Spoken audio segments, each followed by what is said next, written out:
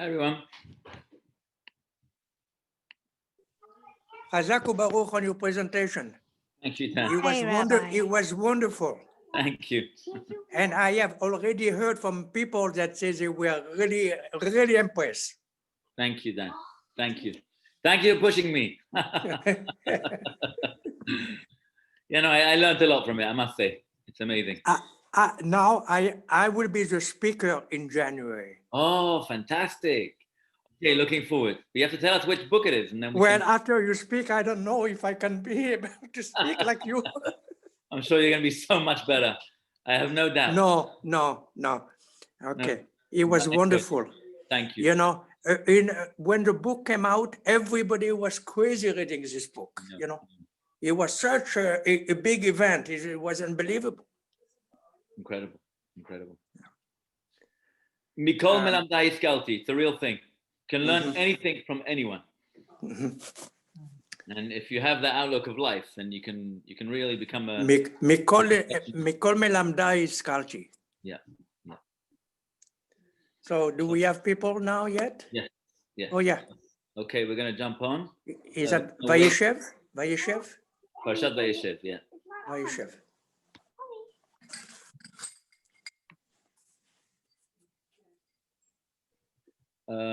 We're just going to wait one more minute for people to come on. Hi, Debbie. Hi, Sarah.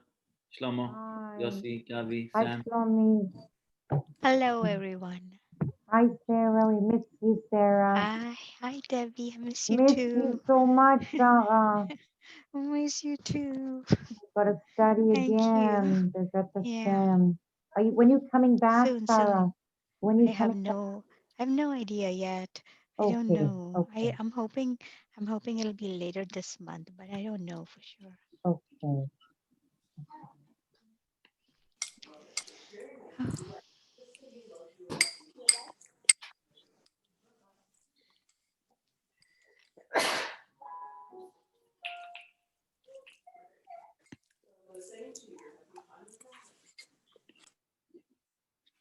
Hi, Eric. Hi, Josh. Hi, Rabbi. Hi, everybody. Okay, we're just waiting one more minute or another half a minute, and we will begin. Bezrat Hashem. Okay, I think we should start.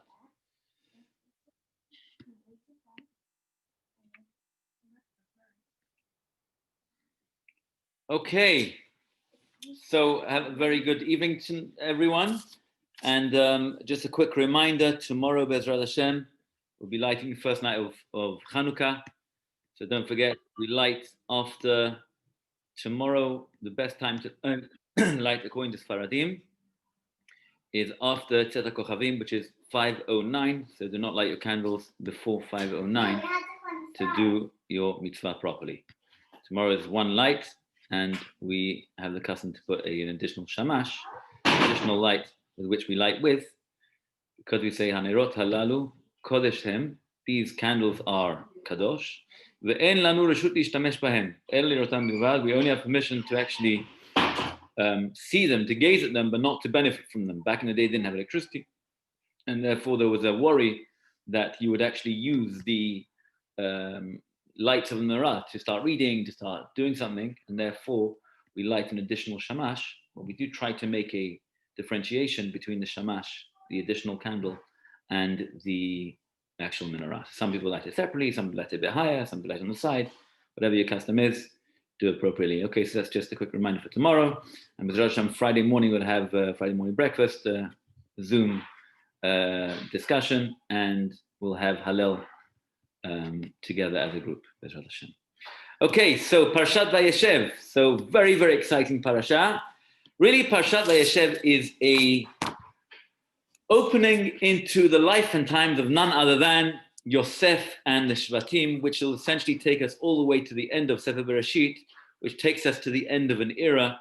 Sefer Shemot, actually, Book of Exodus, actually opens up with a completely new scene where they're already in Egypt. Vayamot Yosef, v'chol echad, v'chol ador ahu, that the entire Yosef and his brothers and the generations had all deceased.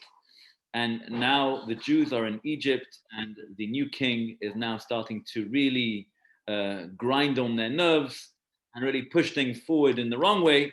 And that's really Sefer Shemot, which is kind of a completely new scene.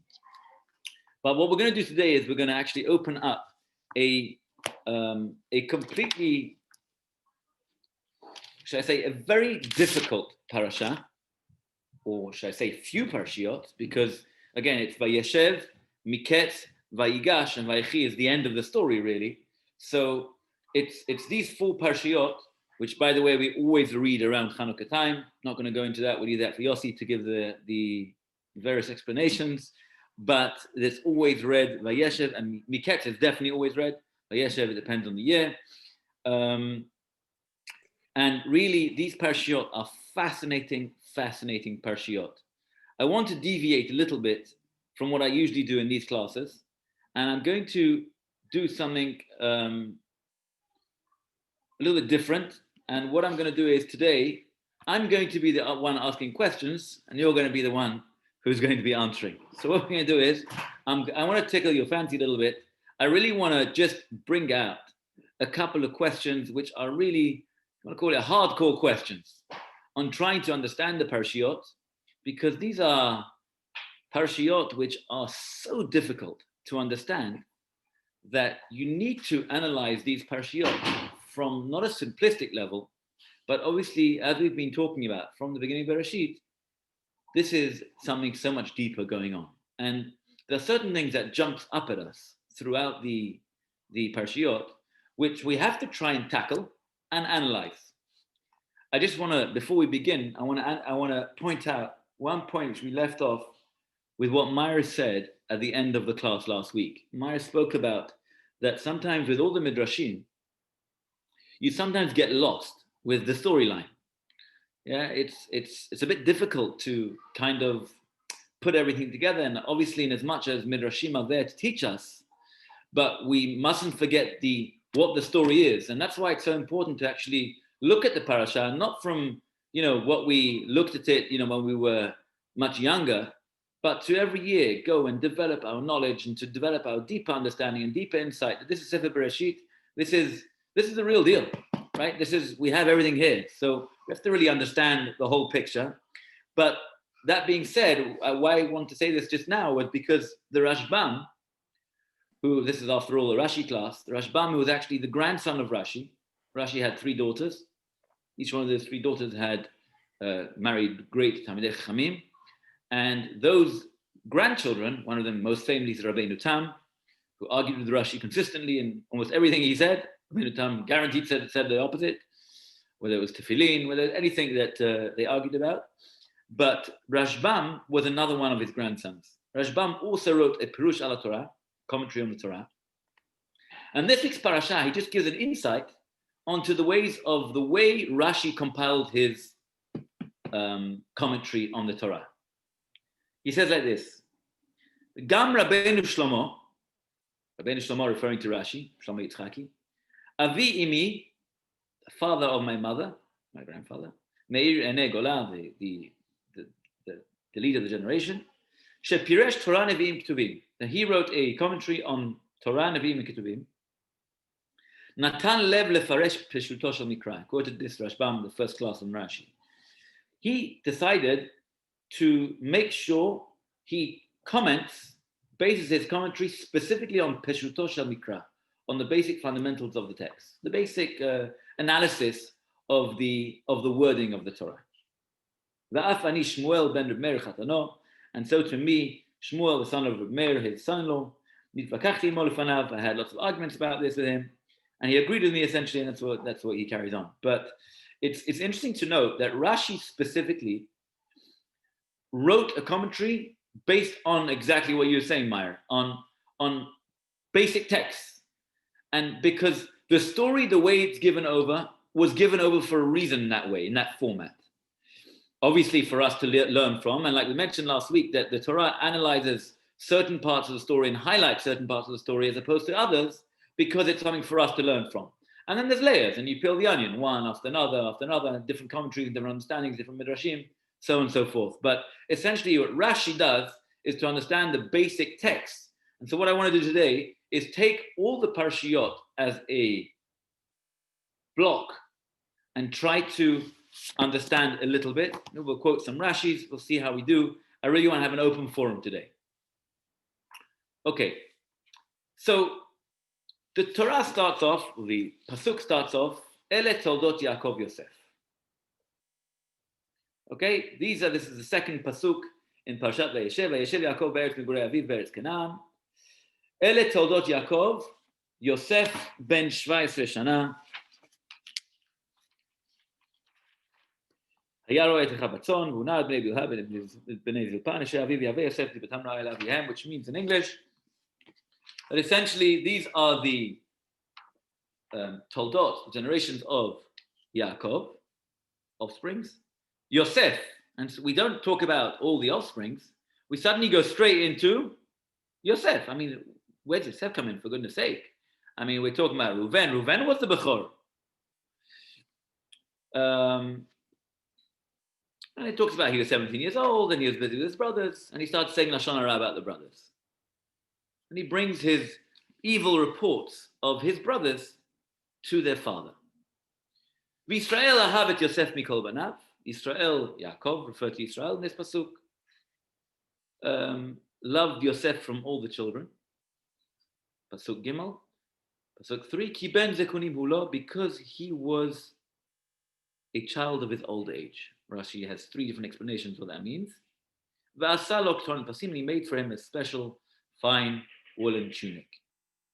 V'yiru echav ki oto ahav v'hem mikol echav, and the brothers saw that it was he whom their father loved most. There was serious favoritism going on over here. Does that remind you of anyone, by the way? I mean, Yitzchak, lots of problems with their son Yaakov, right? Esau. Thank you. Vayisnu oto, they hated him. V'lo yachlu dabro l'shalom, and they were not able to speak to him peacefully. Okay, then he has the dreams, and then the brothers figure out, okay, we're done. This guy, he's out. Now,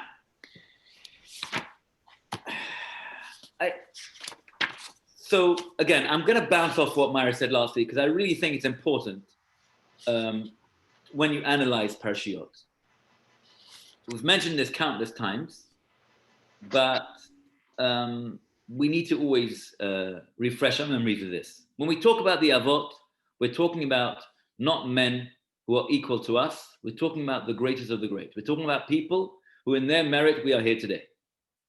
Abraham, Yitzchak, Yaakov. We just try and delve into some of the situations they were in and try to bring it to our level. It's just unfathomable, the type of stuff they were able to overcome. And then it's no wonder that they become so great, and they are what we call our patriarchs, our Avot. And we're obviously the Imahot as well. What's interesting to note that we mentioned also, I think a couple of weeks ago, that Yosef, out of all the brothers, had a similar status, elevated status, more than the other brothers. Very strange. And the question is exactly why. And what I want to really throw out with our first question of today is, Yosef was a tzaddik. I can actually quote you a Rashi in the very end of Bereshit. So maybe we'll just jump there very quickly.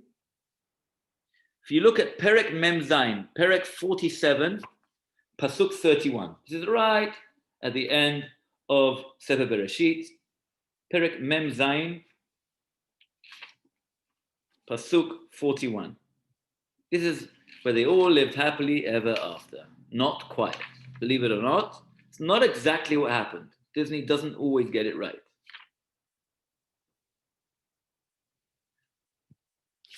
Perek 47 Mem Zayin, Pasuk Lamed Aleph.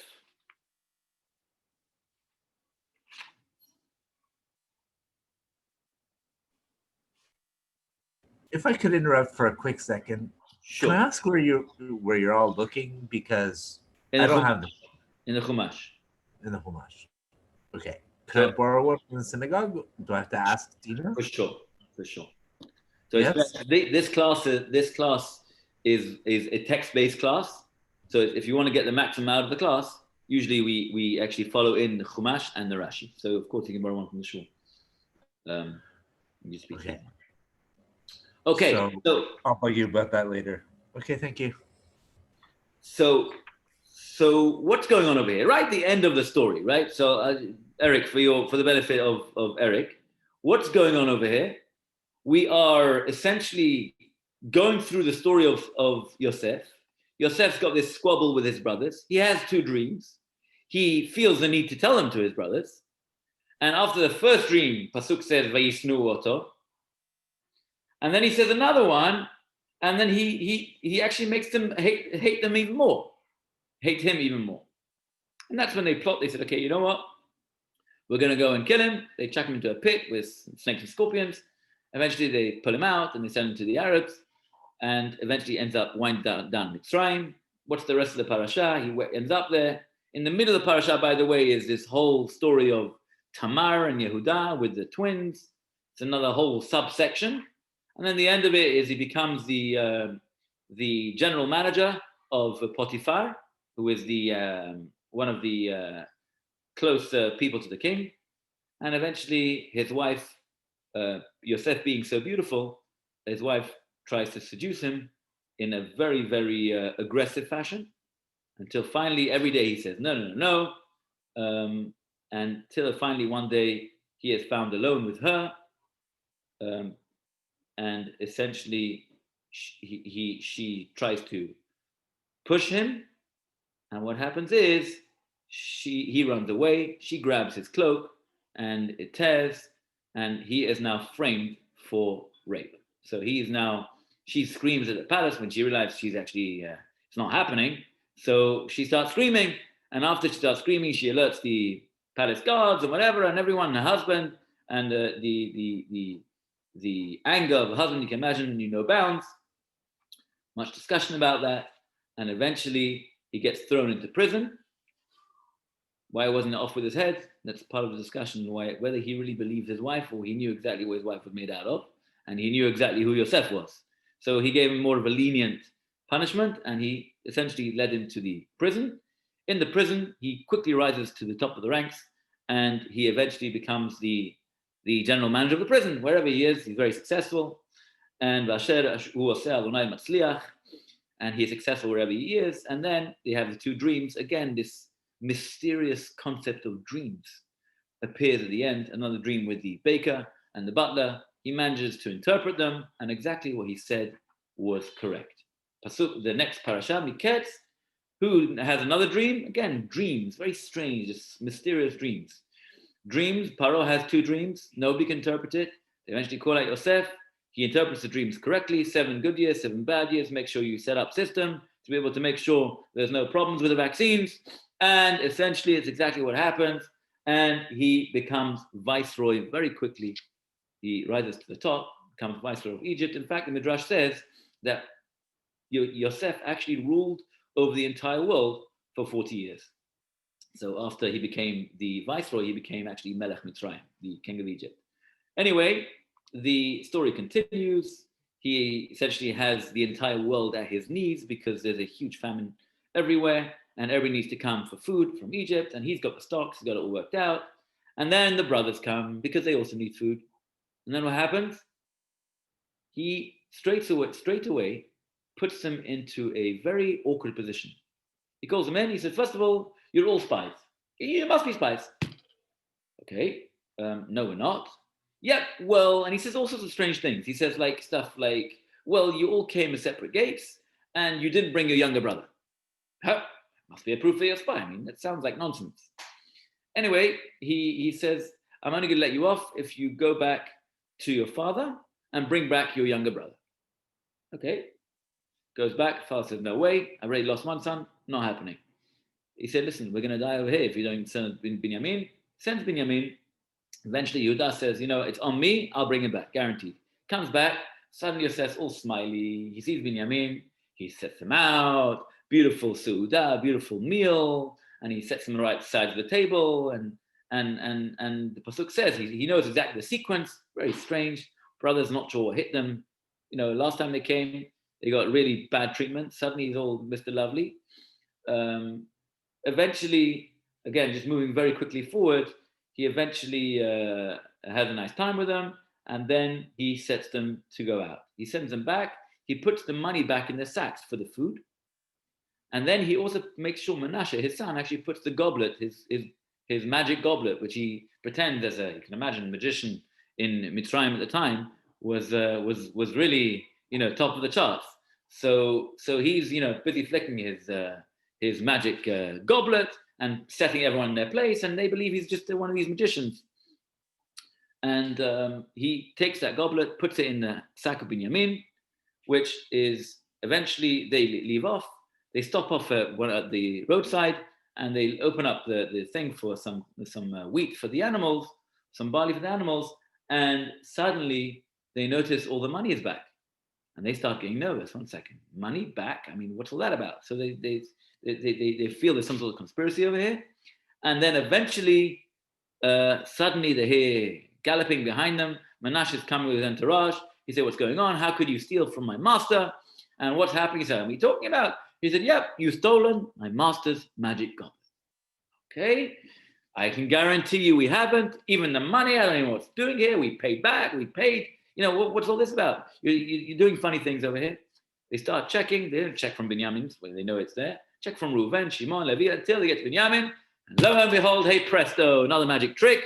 The magic goblet is found in the sack of Binyamin. Amazing. They tear their clothes and they say, "You know what? Okay, we're coming back with you." He said, No, you can go. I just need Binyamin. He's going to be a slave. He should already be killed. We'll be nice. We'll make him a slave. Okay, that finishes Parshat Miketz. Vayigash elav Yehuda. Yehuda's had enough. He's had enough of being nice social pleasantries. He's no more politics. Now we're going all out. Don't forget, Yehuda is the one who is promised his father he'd bring Binyamin back. Now he's going to face his dad. Clearly, he was less scared of Paro and the entire Egypt than facing his father and telling him the bad news that actually Binyamin got taken for some petty crime. He goes to Paro, or he goes to Yosef essentially, and he's going to have an all-out war. He's prepared to knock out the entire Egypt until eventually Yosef breaks and he says, "Ani Yosef ha'od avichai." Famous lines: "I am Yosef. Is my father still alive?" A veiled rebuke. "Ani Yosef. I am Yosef. Ha'od avichai. Is my father still alive?" You're so worried about Binyamin, but you weren't very worried about your father when it came to selling me. So very, very light veiled threat. Either way, the pasuk continues. They eventually send the carriage to bring Yaakov. Yaakov has a Ruach HaKodesh with God, and essentially tells them it's time to go down to Egypt and begin the process of going down to exile. They go down. Yaakov meets Paro, and he's looking very, very old. And he says, "You look really old." I mean, can you imagine? Paro asked him, "How old are you?" You don't ask old people, "How old are you?" Right? I'll never forget what Chaya, my youngest, I won't say who it was, but someone in the shul asked Chaya, "No, so how old do you think I am?" Mistake of his life. She turned around and said, 100? So, not a good idea to ask a little kid, but also not a good idea to ask somebody old, "How old are you?" And then Paros and Yaakov answers. He says, "You know what? Actually, it's me'at v'ra'im. I had a very hard life, and as we know, he's been really through quite a lot, Yaakov, in his lifetime." Okay. Eventually, Yaakov dies, and Yosef goes back. The very end of Parashat Vayechi is a very, very strange conversation which takes place. Awkward conversation between the brothers and Yosef. Sorry, I went off that point with Rashi. We'll get to it now. Awkward conversation. What is that? He says to him, the brothers say, "Your father told us, Sana avon achecha. Please forgive your brothers Your father commanded before he dies, please forgive the brothers for what they did to you. So Dan asked this question a couple of weeks ago. He said, did Yaakov find out about the Mechirat Yosef, the whole plot? Did he find out in the end? Because there seems to be a very clear passage in the Pasuk which tells them, you know what, let's point to it. Pasuk in Parashat Vayechi.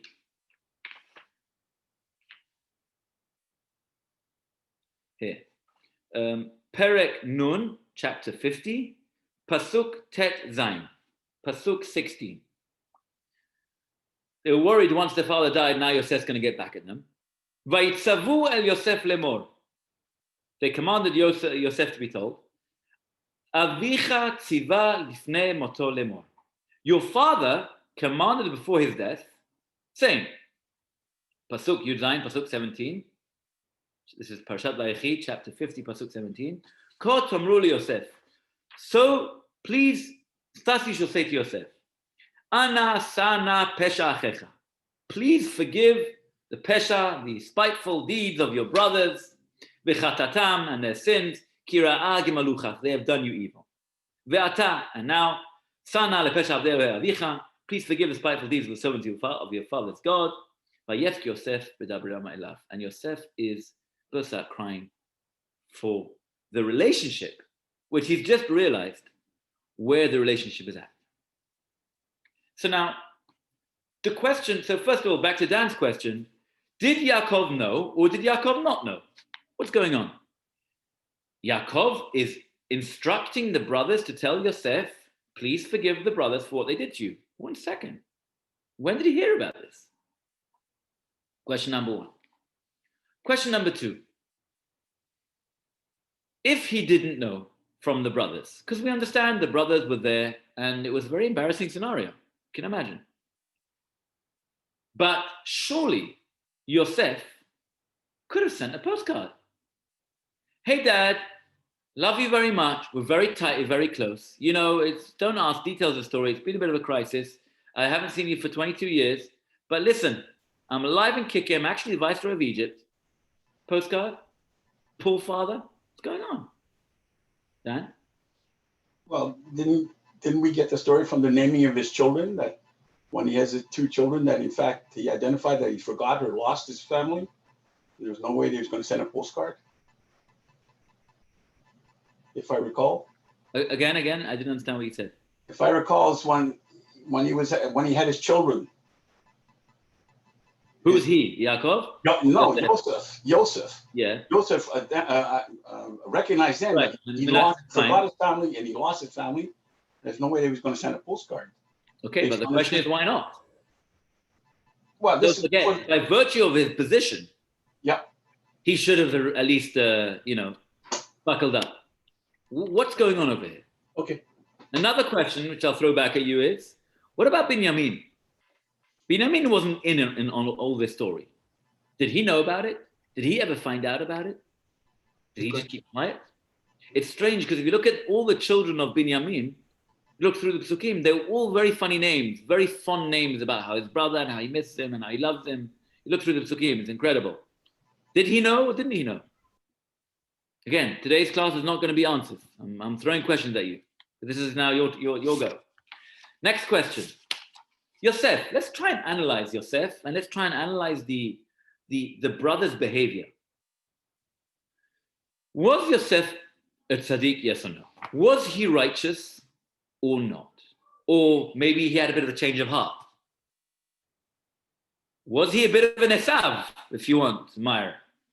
You know, he was a really good guy and maybe just whatever, he had a bit of challenges. Why am I asking that? Look at the behavior at the beginning of the parasha. Yosef's doing some really weird stuff. Quite frankly, if you can say such a thing. Weird is the wrong word. Strange. Careful how we speak about our votes. So, it starts off with Yaakov's favoritism to one of his children. I mean, that's not going to go down well. What are you doing? Okay, he's become Ben Zekunim. He even makes him a special cloak, which the brothers felt like they want to actually take that cloak and dip it in blood when they go and bring back to the father, basically, this is the cause of all this. This is in your face, right? Okay. Yosef, again, there's a reason why he hates them. I mean, look at the poor brothers. V'Yisrael, vayaveh Yosef et dibatam ra'a el avihem. Pasuk Gimel. Pasuk Bet. Sorry, this is parasha. And Yosef brought the bad reports of their brothers to Yaakov, to the father. So Yosef is really a tattletale, a snitch, and he's busy telling the father all about the bad things the brothers do. Again, Rashi discusses exactly what the problems were, what did he see, what didn't he see. Chafetz Chaim in Shmirat HaLashon had a long discussion about Lashon Hara, what you are allowed to say, what you're not allowed to say. Chafetz Chaim even discusses, are you allowed to say Lashon Hara about yourself? Discussion. So what's going on? Yosef doesn't seem like a great guy. Rashi actually says, Rashi points out, V'hu na'ar, says the Pasuk says, and he was a lad. So the Pasuk says, yes. Can we interrupt? Sure. You know, everything that Yosef did, it looks like Yosef is more, that's how I see it, you know, more of a vessel of God, because Vessel of God? a vessel, like basically the dreams, and it's almost like he had to tell them, it's about predicting the future. He is almost like a messenger of the events. Every position that he goes in Egypt, you know, against all odds, he's always successful, and he ended up being, you know, almost the king. So I don't think it's about Yosef much more as he's basically presenting, or is basically representing God's plan. Okay, so fair enough. I think that's actually a very important point. You're already answering one of the questions. Vayachalom Yosef chalom. Why is he telling over the dreams when he knows he's going to be hated? He's already in a bad position. A bit of PR. I mean, Yosef clearly had good PR. He became viceroy of Egypt, right? He knew exactly how to handle politics. So don't you think you'd have that basic semblance of, you know, you had this dream. Yes, it's prophecy. You're a great guy. Tell your dad. Tell your brothers when you're going to hate. Not only that, he had a second one, and he feels the need to tell them again. Strange. So you're saying Yosef was not just about some little issue over here. This is like world prophecy.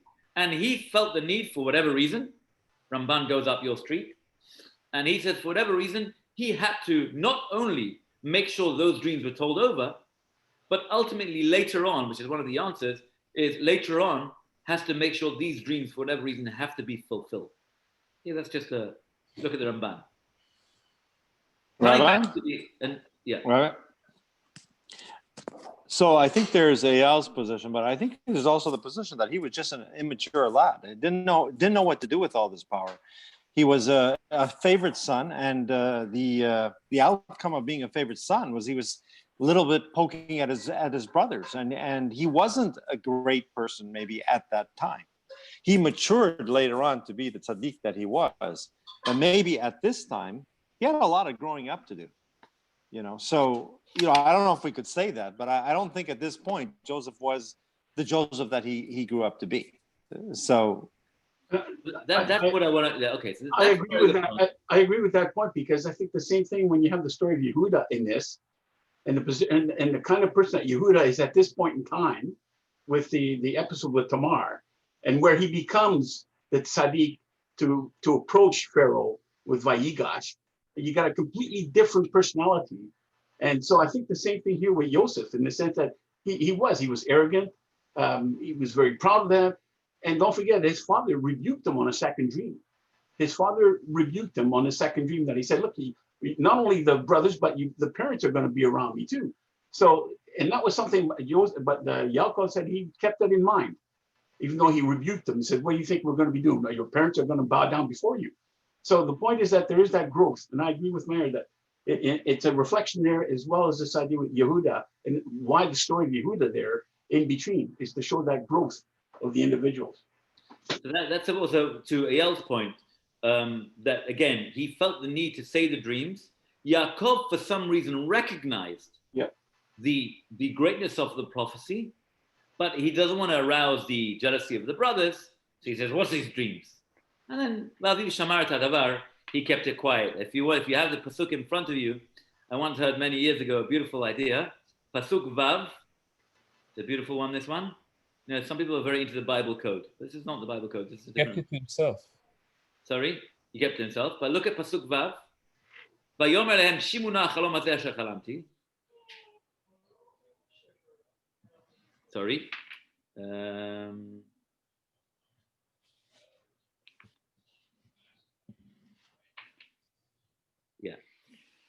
Sorry, pasuk 10.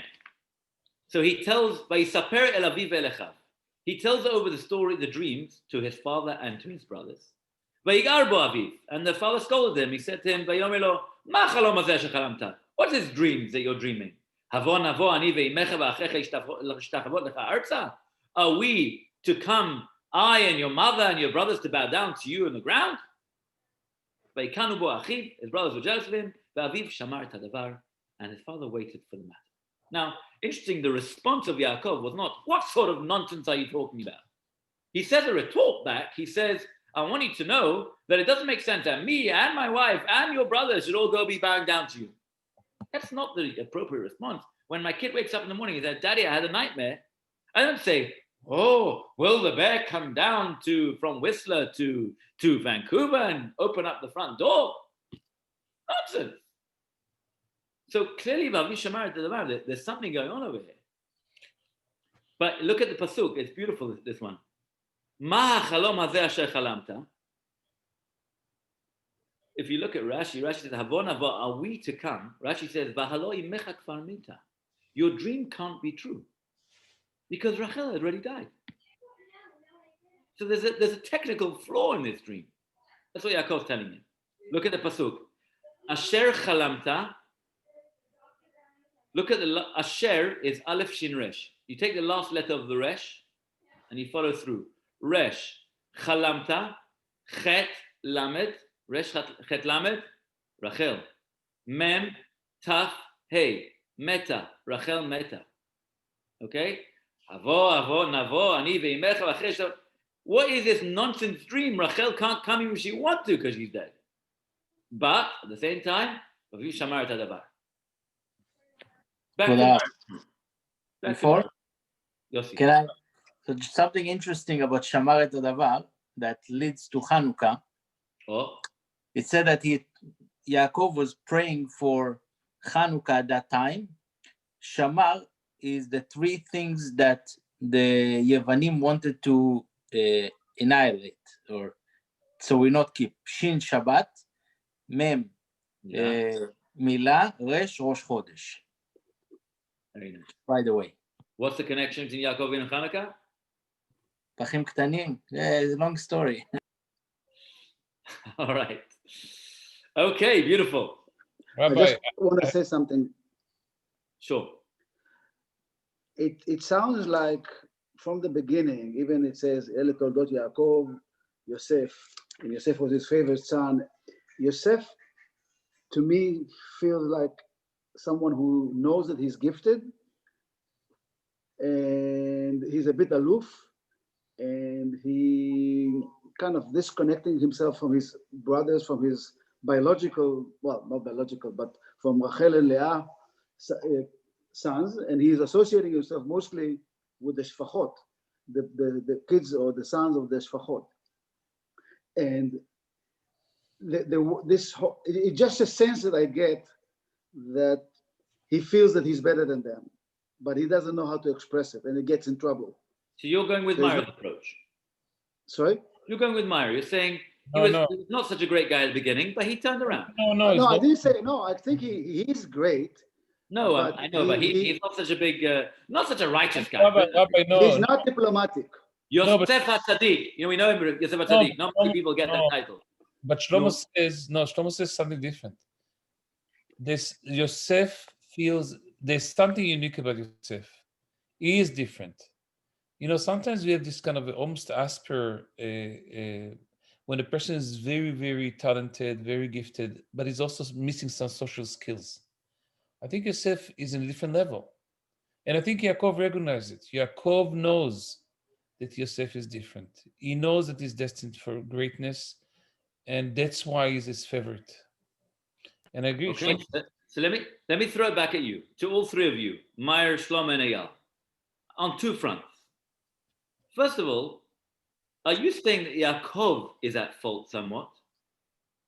Because he was the one that creates this whole, jealousy business between the brothers? Question number one. You'll come back to me in a second. Question number two is, you're saying that eventually he turns around, but there seems to be the constant taunting of his brothers even years later, because they come down to Egypt and all he's doing is just poking. Everything you can do, get Binyamin, you're Meraglim. They come here, they put him in prison, one after another, stories after stories, and he's just driving them mad, quite frankly. So what point does it change? Like, what's happening? Can I add something? So I think I disagree with Meir and the guys. Yaakov is Ish Emet. Okay. So we know that he's not playing around games. He knows exactly what's going on. Ish Emet is Ish Emet, right? So if he knows that Yosef is the next leader, let's say, or the one that will learn all the Torah and everything, and he's the next one, although all 12 were tzaddikim, he knows that maybe Yosef is a little bit more, or he's the leader of something. So he taught him Torah more than anyone else, or stuff like that. So he knows who is the next leader. So he's focusing on him. Not saying that he didn't teach anyone else, because at the end, Levi and Issachar were teaching Torah even more, right? So that's regarding Yaakov. So he knows that. I think Yosef was like, everyone agree with that now. No. Okay, hang in there. Diba. No, 1 second. No, I'm not going to let you go like that. 1 second. Yaakov. So first of all, just to clarify what you said, Yaakov ish emet. The Torah is emet. Moshe emet, Torah emet. When the Torah calls Yaakov the ish emet, then that means reflecting back on Yaakov's behavior, everything in his life was emet. Because you don't say emet about a person who's really cheeky, right? Or really tricky. Yeah. So that means we have to redefine what we call truth in a whole new concept, where how Yaakov can go and trick Yitzchak to get the brachot. How can Yaakov go and trick Lavan? You have to redefine what emet means. Okay, yeah. That's first one point. Back to your original comment. Even if you're right, and again, I'm not offering answers today because I just want to open up the floor to questions, and just we should analyze because it's important.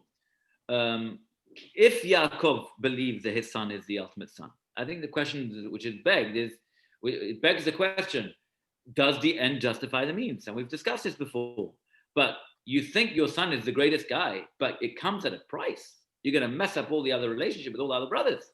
Is that correct? I understand where it's coming from, but for example, all the what he was like telling about his brother, there's also if someone is doing a mistake, you have to tell him, listen, you're doing a mistake.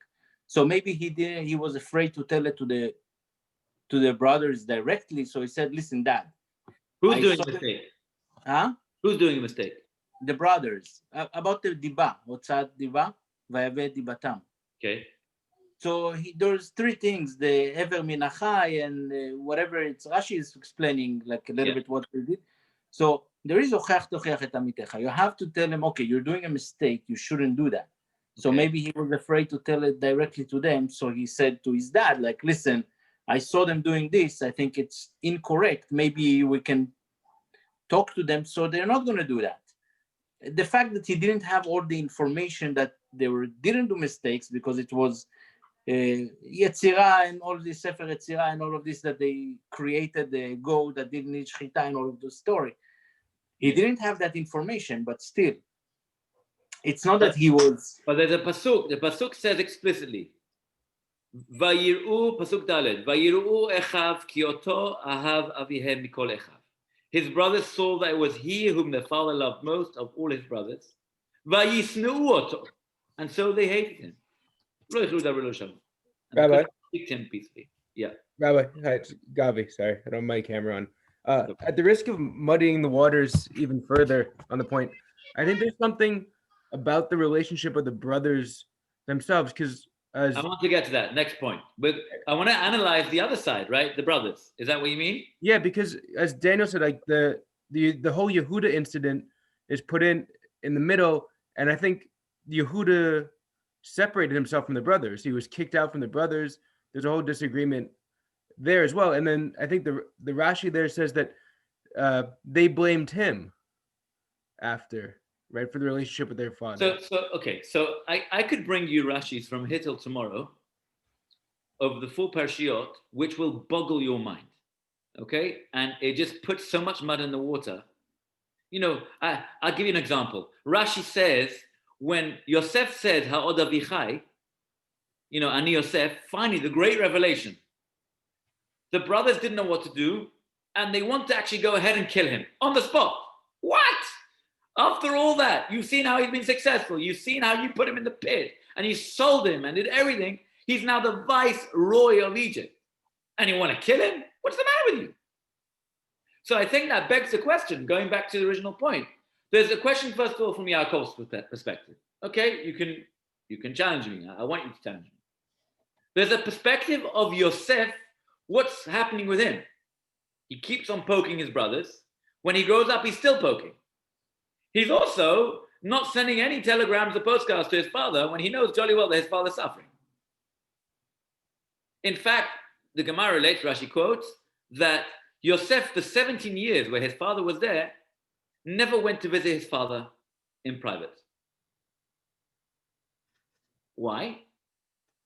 Farshim explained, he didn't ever want to be confronted by his father and say, okay, Yosef, it's just me and you around the table. Where have you been? Tell me the story. He never wanted to get into that situation. Okay, second, down 1 minute. And then thirdly, I want to analyze the brothers. Did they do something wrong?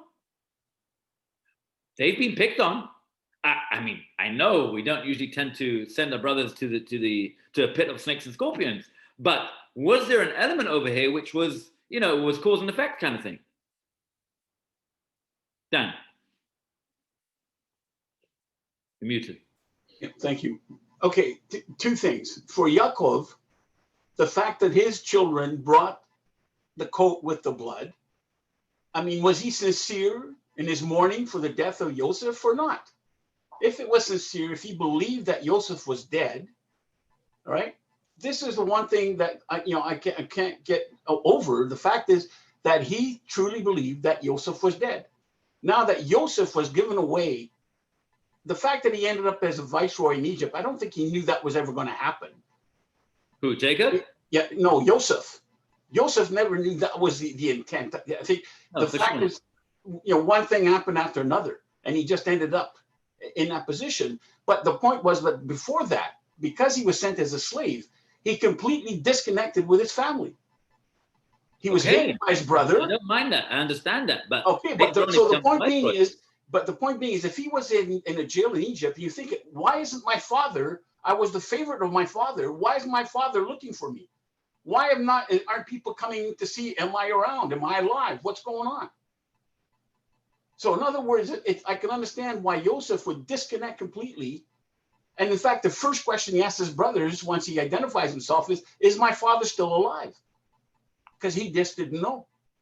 No, that okay. So that statement, I think I can take you up on, because, and they all in Farshim, all the commentators ask this question. I mean, it makes no sense, that comment of, is my father still alive? I mean, you've just been talking to Yehuda, to the spokesman and the Shvatim and every single one of them. They're telling about the old father's at home and he can't leave Binyamin alone, and he says, no, you have to bring him down. I mean, is your father still alive?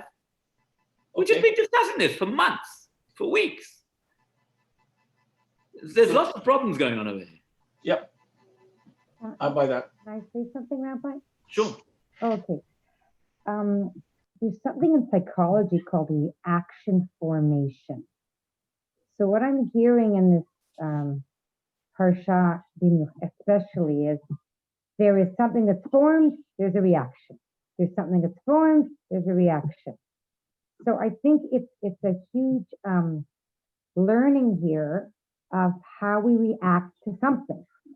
So whether, and to suspend judgment, just to see reaction. Something happens, reaction. And if you may, if we do it that way, then we don't have to be always judging Yosef's not okay, the brothers aren't okay, just to see it as a relationship of forming something. So I would like to challenge that. And that's my introduction. I said what I said. It's very important to look at the parashiyot, and I think this is why it's so important to analyze like this, is we cannot look at the Shevatim as simplistic people. He was in a bad mood, he came home, he felt bad with his brother, okay, I'm going to kill you. That's not how normal people react. Definitely not the Shiftei Ka, the Shvatim of God.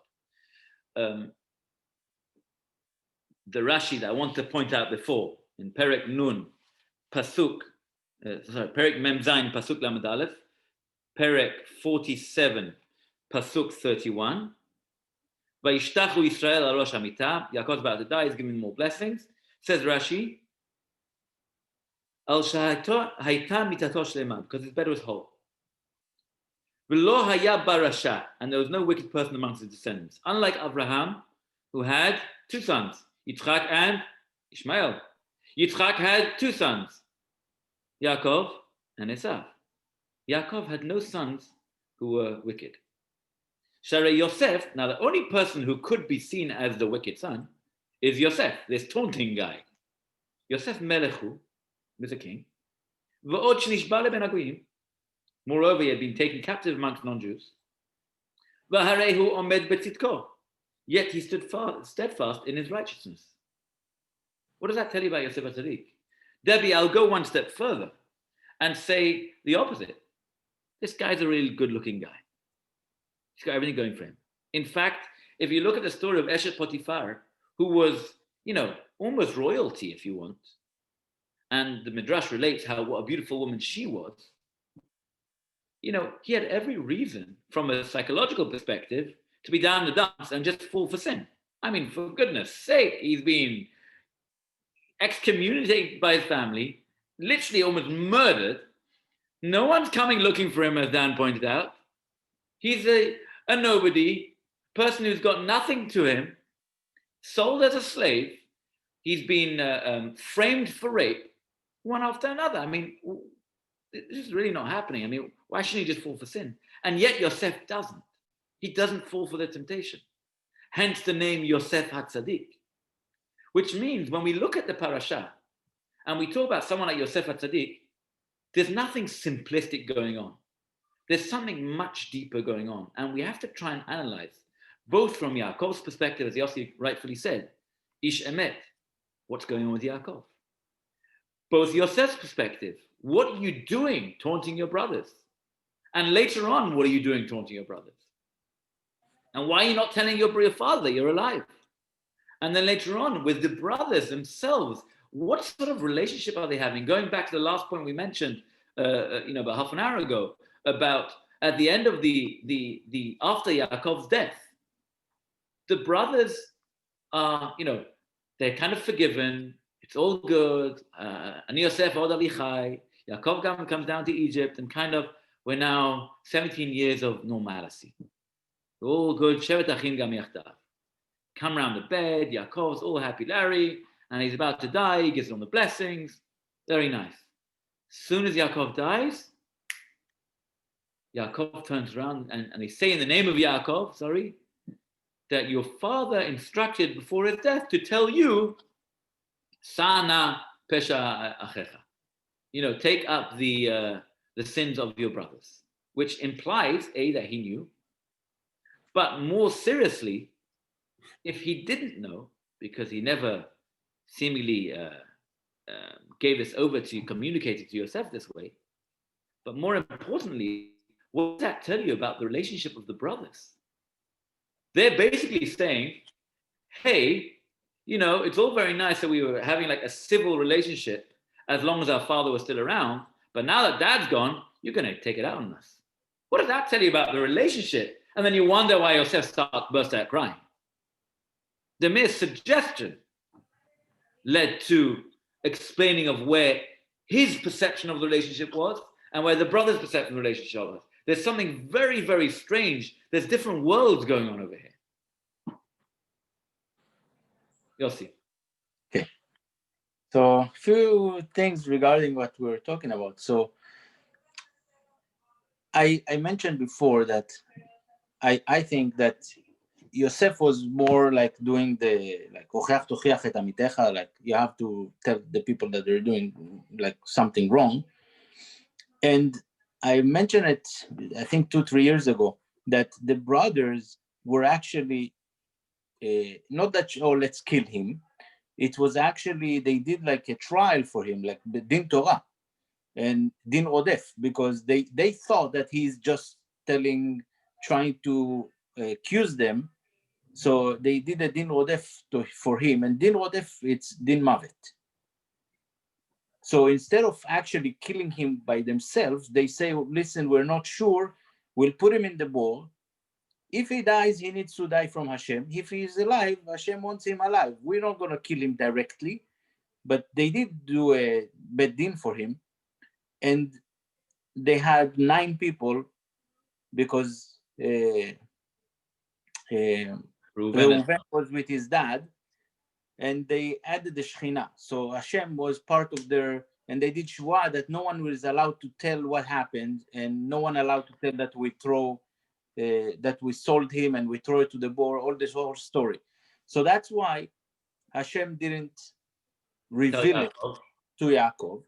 Yosef couldn't tell it to Yaakov because it was part of the restriction or the nether that no one is allowed to tell. Yitzchak knew about it, but he didn't tell Yaakov as well. It says, Rashi said that Yitzchak knew about it, but he didn't say anything. And also they said that whatever happened to Yaakov happened to Yosef.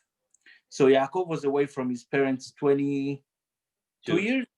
So Yosef had to be away from his dad 22 years, midah keneged midah. So that's that section. And regarding the relationship with the brothers, that they say, oh, remember our dad said you have to forgive us. I think I saw Rashi was mentioning that they told it to him right after the burial. So they went to Ma'arat HaMachpelah, they did the burial, and on the way back, they passed through next to the board that they threw Yosef. So Yosef did the bracha, thank you Hashem for saving me and everything. And then the brothers say, oh, remember your dad said, don't do anything, forgive us, because they were just there, and they say, okay, maybe it will bring it up again, and something happen again, and he will. So that is along the lines of there's many approaches to this whole thing. In fact, I've got a book over here called Vayef Yosef. Beautiful book, not very widely known. Not you, Yossi. You got the same book? No, I didn't think so. But this is a book from England, who most people in England don't know about this Sefer. It's a gem of a book. It's written by someone from Gateshead. And what's the name of the book? This is Osed Pele. אתה מכיר את זה? לא. Amazing. It's like 10 to 15 pages of the whole story of Yosef and his brothers, Midrashim. Incredible. I would like to see that. And I've got another book also, which Vayit Apak Yosef. But I just want to point out something before you go, and we'll conclude here. Just back to Myra's point again from last week. It was good. It was a good jump start for this week. But this book is called Vayef Yosef. Yosef cried. Because Yosef, I don't know if you notice, if you look throughout the parashiyot, it's a very emotional person. Debbie, back to your point. Very emotional.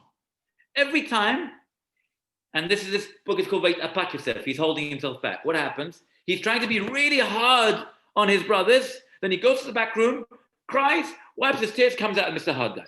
Then he comes out later, and then again, he goes out, and he sees Binyamin. He goes to the room, cries, washes his face, comes back, Mr. Hard Guy.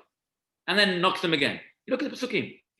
Until the end, when Yehuda confronts him and he realizes he's going to make it, it doesn't say that, he was scared of him. Yosef was very strong, Yosef had an army the size of Menashe himself. Midrash goes through extreme midrashim about that backwards and forwards.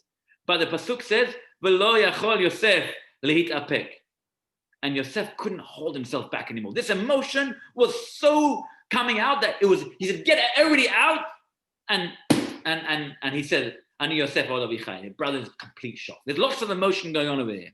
We mustn't forget that. But that emotion is extremely calculated in this whole story. That's why we can't say reactive things, because the mere fact that pasuk talks about Vayef Yosef and then Vayitz'apak Yosef means everything is 100% calculated. So we have to try and understand the dynamics of what's going on over here. Shlomo and then Meir, and we'll finish. I let Maya go first. Okay, I'm using my iPhone, so for some reason, other iPad ran on a battery, so I can't see everybody here. But okay, so my question is this: okay, if you're saying that no one can do wrong, and everything is calculated, I didn't say that. In other words, no. In other words, if we can't fault anybody for anything, if there's a reason that everything happened and it had to happen that way because nobody was making errors. To me, then this just becomes a story. And we know that it's just not a story. We know that we have to learn from it. Well, how do you learn from it when, if you go back and say, they never could make mistakes because they were perfect, they were beyond human, they never made mistakes. So what do we learn from that? We could learn that we're not like them. So you know what? What can I learn from that? I can't perfect myself. I can't correct myself because I'm not perfect. But they were. So how do I learn from that other than I just take it as a story then? I think that is a fantastic question. And I think if you wouldn't have asked this question, I would be upset. And we did it all wrong, right? I wanted you this question. And this is the fitting point to finish off the class. What I want to bring out is one very basic and important concept. When we talk about the Torah, going back to our original thing, of course, the Torah is highlighting there were wrongdoings over here. Whether it was Yaakov, whether it was Yosef, or whether it was the brothers, or maybe it was all of them. The Chachamim, come out and highlight certain aspects. But one thing we cannot do is to say, this is a normal guy and he just felt bad and then he started crying and then he started, killing him. And that's the problem. And when we analyze the Torah from a simplistic view, then we're going to go places where we don't want to go. And that's why it's so important to understand that the simple things just don't work because there's too many questions on mixed behavior within the same person, which sounds like a dual personality. He's able to control himself completely, yet acting like a maniac. I mean, Chas Shalom, what does that mean? It's all in the same person. What's that? Mr. Jekyll, Dr. Hyde? What is that? And the answer is no. Chachamim go and highlight specific issues which happen for us to learn from. And that's why these parts of the Torah were given as opposed to other ones. But that's exactly your point, Meir. If not for that, then the Torah is a history book. And the Torah is not a history book. Sefer Bereshit is not history because there's so many parts missing. So the point is, when we open our minds to understanding the questions and understanding the seeming contradictions, we have to see, okay, so these questions are problematic. What do Chachamim say about this issue? And how do Chachamim analyze this problem to bring it down to us, which is relevant to us? And that's really what the point is. Shlomo. Well, I'm gonna go say this. You have to start reading it in a simplistic form before you start analyzing it, right? Right. So if we start reading this parasha, the first two psukim, in my opinion, should be reversed. Vayeshev Yaakov be'eretz megorei aviv be'eretz Canaan. Yaakov dwelled in the land of his father, and then Ele toldot Yaakov. It should start Ele toldot Yaakov, and where he dwelled. Do you know who's bothered by this question? Rashi. Thank you. But how did you guess? It goes to say, Ele toldot Yaakov, Yosef ben 17 shana. Yosef was the precious son of Yaakov, and for a good reason. Now, I like how you giving us the feeling or the modern time feeling of this family that we're talking about. But at the same time, let's think what they did. It was a family business. They raised cattle, right? That was the main business. They did not do forestry. They did not drill oil. They did not cut trees. They raised cattle and tzon vebakar. And when Yosef Motzi di Batam Ra, I read somewhere that he was basically complaining to the president of the family, of the business, the CEO, that they are not running the business properly, that they are making a mistake in raising the cattle. And that's the Dibatam Ra. So let's not forget that later on, you said he ruled the world. He made Egypt the wealthiest nation ever existed at that time, and maybe in history. It's all Yosef. So not only he was gifted spiritually and prophecy and halomot, he was also gifted in business. And that's why I think was the hate to him. And that's why he, as a 17-year-old boy, didn't really know what to do with this power, like Eyal said before. He had the power, he didn't know what to do with this. And I would leave it at that. But I think good people do bad things, and vice versa. I agree with that, and I agree with you, and I agree with Meyer. And I think again, if we wouldn't be able to take something out of the parasha which is relevant to us, then we're really wasting our time. And I could say that hands down. But again, you cannot take simplistic understandings of the Torah when we're talking about Gedolei Olam. So Shlomo, back to you. I mean, with all due respect, is that a reason for the brothers to hate Yosef? We're talking about managing the property. No, but then he goes to the level of kidnapping and killing, right? Let's go wild, right? This is, I know people kill for money, Yeah, but don't much you take that. But the level of jealousy and the level of envy can absolutely lead one relative to kill another. The level of jealousy that they had, the level of envy, because he was a favorite son, because he was far more than that. It's very understandable as to why they would get to that level. I don't mind you go up that street, but then you're going to tell me Yaakov's at fault over here. Again, we have to analyze all three parts. There's Yaakov, there's the Yosef, and there's the brothers. And they have to fit, because if they don't fit, then you're making one of them Rasha and one of them a Tzaddik. And we know they're all Tzaddikim. No, but that's after the fact, not during their lives. I mean, for me, I was taught that the fact is that the life of Yaakov is one of deception. He was deceived right from birth. He deceived his brother. He deceived his father. He was deceived by Laban. He was deceived by his brother afterwards. It's one of deception. He was deceived by his sons. And this is our grandfather. And this is the grandfather who the Torah says about is Ish Emet. But the point is that he grew on beyond that to become the tzaddik. No. Okay, so I disagree with that. Because at the time when Yaakov is the great tzaddik and he's learned Torah and all the rest of it, he's going and deceiving his father. It doesn't say Yaakov, at the end of his life, he became suddenly a tzaddik like Ishmael. At the end of his life, he became a tzaddik. No, it doesn't say that. Yaakov is Ish Emet. Don't forget, these are the people who establish the core of who we are. If there's one flaw, it's like I don't have them, but the what's those jets called? The airplanes, the Concords, right? Concorde. If you go, or F-16, whatever it is, you go deviate this much, you're going headways. You're going completely different course of direction. This is the avot. We are diluted to a million degrees, but this is the source. If there's one inflection or imperfection, you're out. Eyal. I think we'll stop with Eyal. I think that Eric wanted to say something too. Okay, very quickly. It might be a stupid question because my knowledge is limited. But should we be shocked that almost every person that we've studied in the last few months, every story that we've studied in the last few months, these people have flaws? And why do we do the Amida every day? To say sorry. We're not perfect. Nobody's perfect. nobody in the Torah is perfect, and none of us are perfect, except for Gavi, of course. Gavi, you listening? Wow, such high praise. Thank you. It's because he's a Bills fan. But you know, am I wrong about that?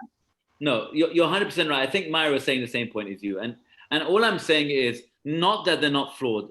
Afuch, the exact opposite. Chachamim come along and say there were flaws, there were issues, they were not perfect. Because no one is perfect. You know, Moshe Rabbeinu was not perfect. But we just have to analyze appropriately what the imperfection was. Because that's when we can learn something out of it. Do you understand the difference? Very big difference. You know, Rabbi, I know, I think we would concentrate on the pshat. I think there's a bigger story here. And Yosef is one of the giants of the Torah. He is. But it's not many people get that title, Yosef HaTzadik. No, in fact, there's no one. Only Yosef. But I think Yosef is the beginning of decline of remember when Bereshit, God says, and this nation will be 400 years in Egypt.